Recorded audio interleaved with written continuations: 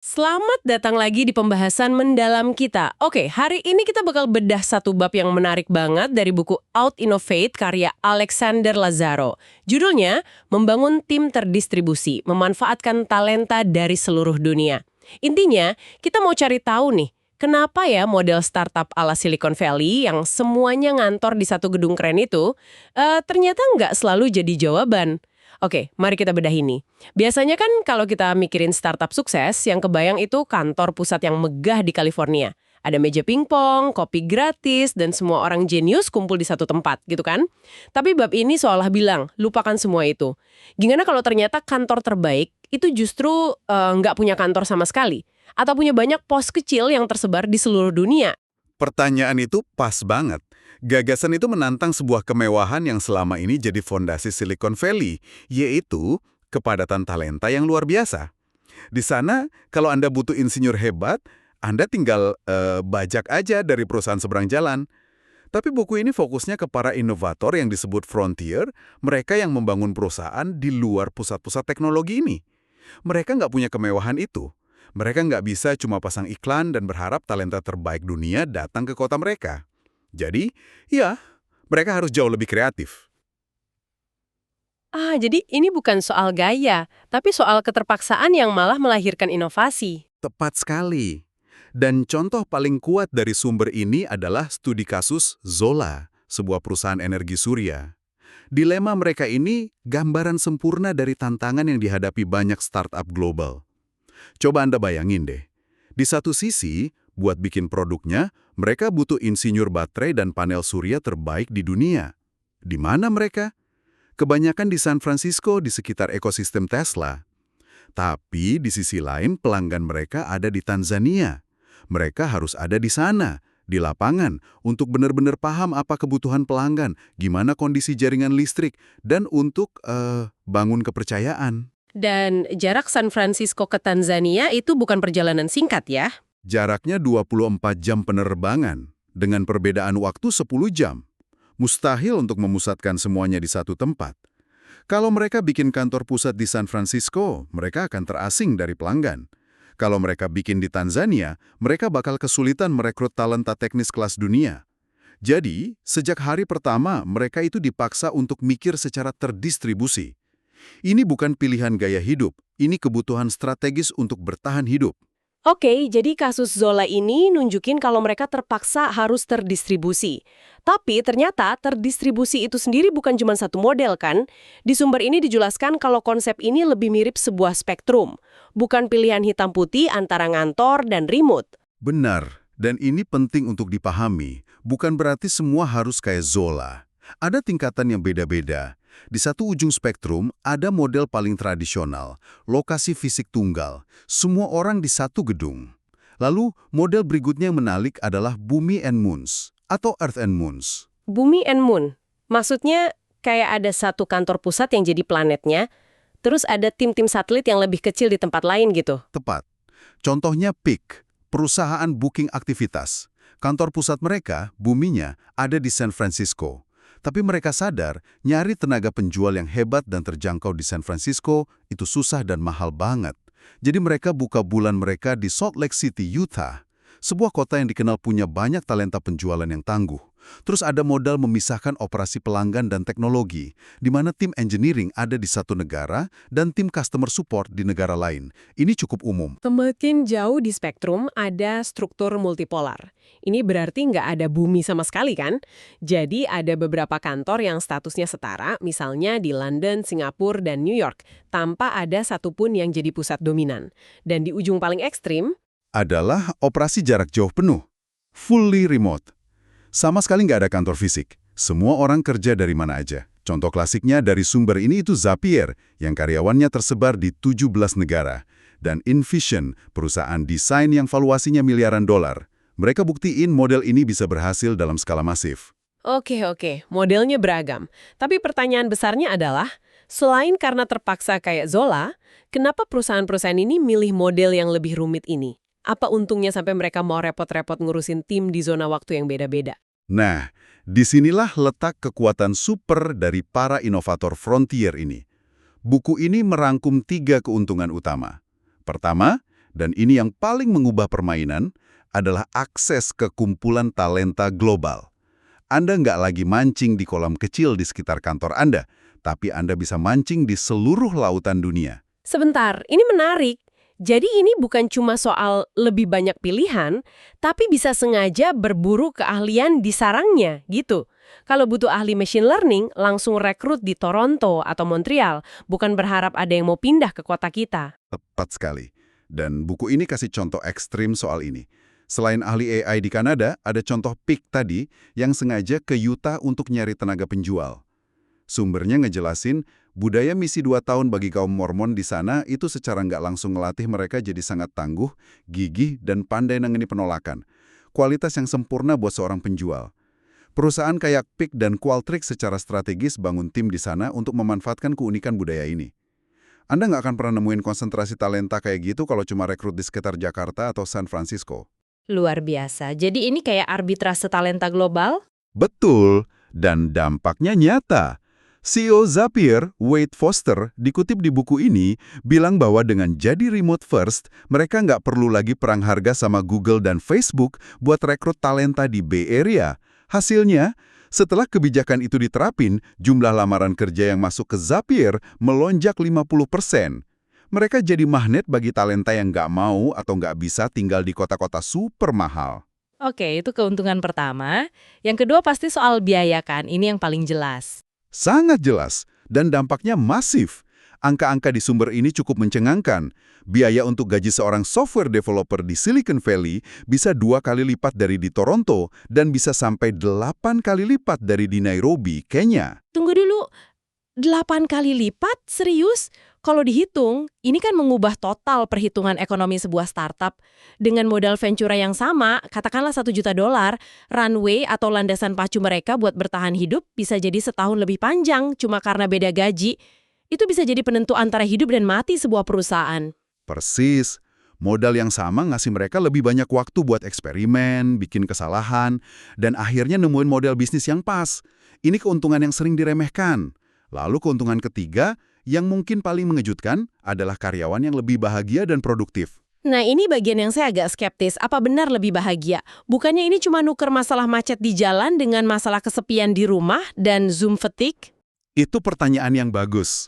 Dan buku ini nggak menyangkal adanya tantangan baru.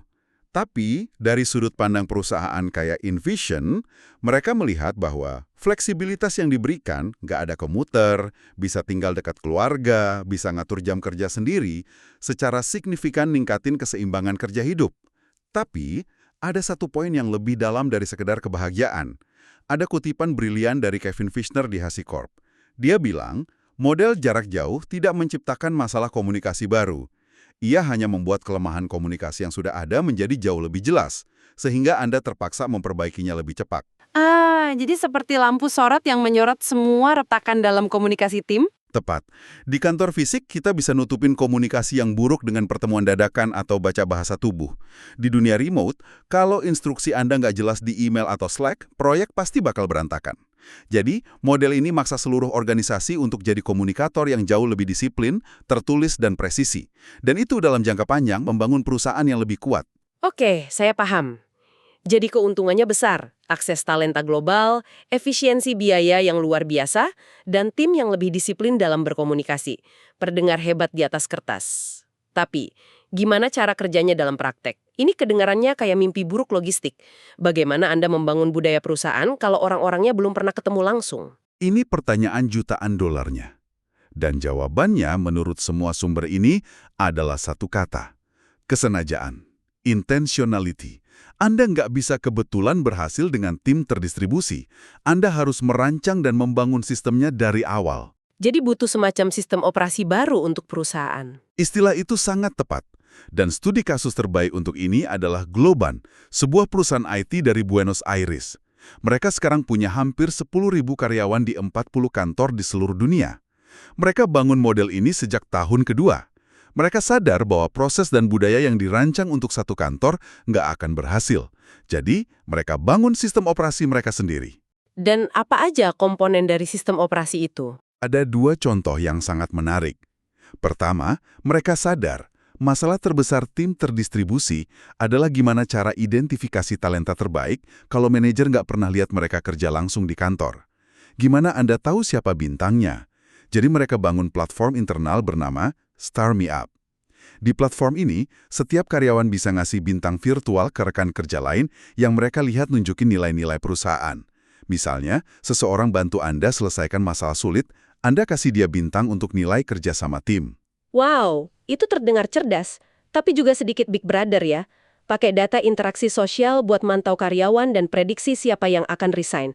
Apa ada pembahasan di sumber ini soal potensi masalah privasi atau gimana karyawan meresponsnya? Pertanyaan kritis yang bagus. Buku ini ngejelasinnya bukan sebagai alat pengawasan, tapi sebagai alat pengakuan atau recognition yang terdesentralisasi. Tujuannya bukan buat mata-matain, tapi buat bikin perbuatan baik yang tadinya nggak kelihatan, jadi kelihatan oleh semua orang.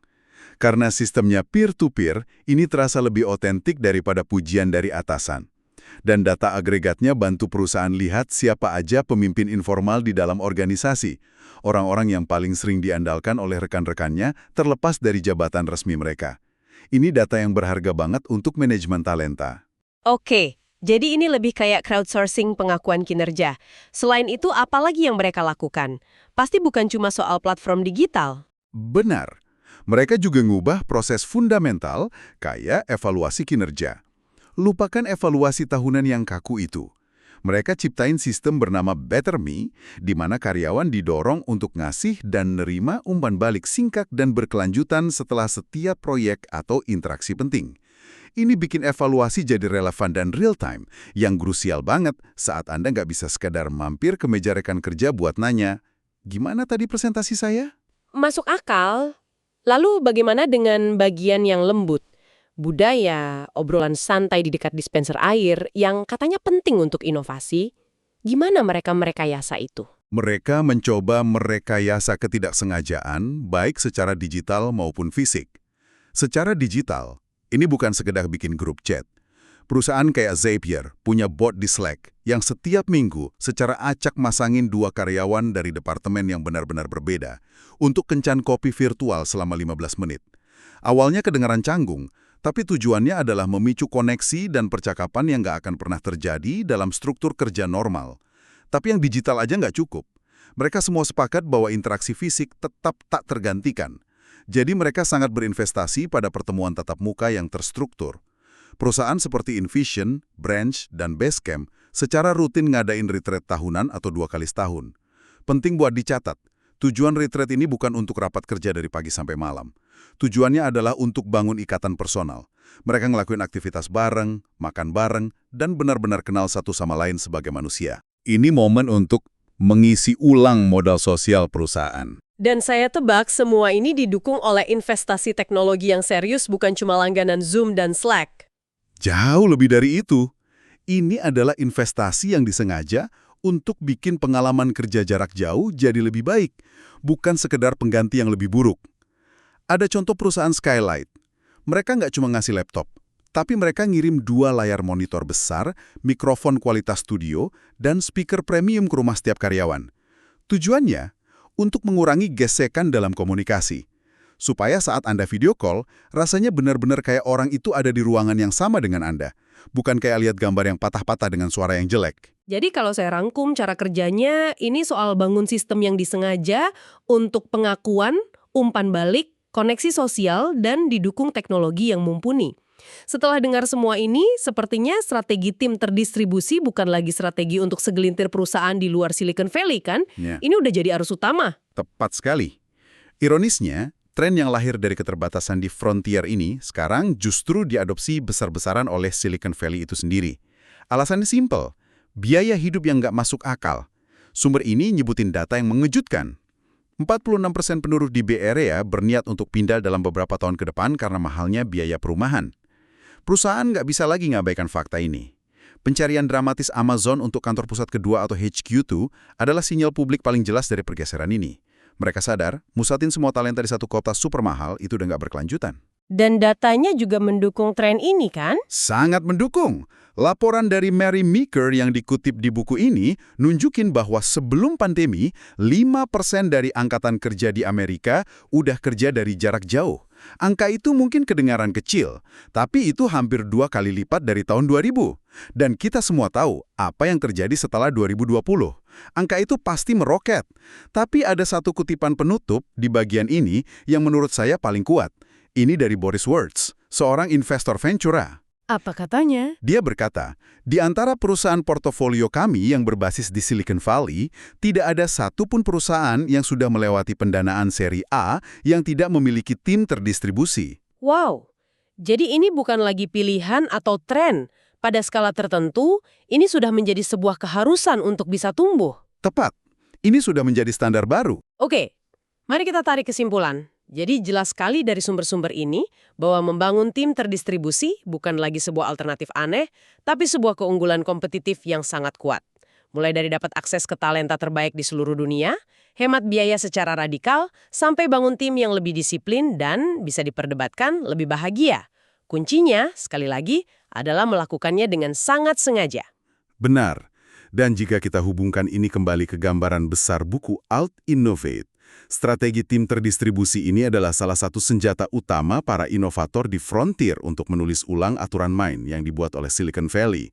Mereka berhasil mengubah apa yang tadinya adalah sebuah keterbatasan, yaitu nggak punya akses ke talenta lokal yang padat, menjadi sebuah kekuatan super.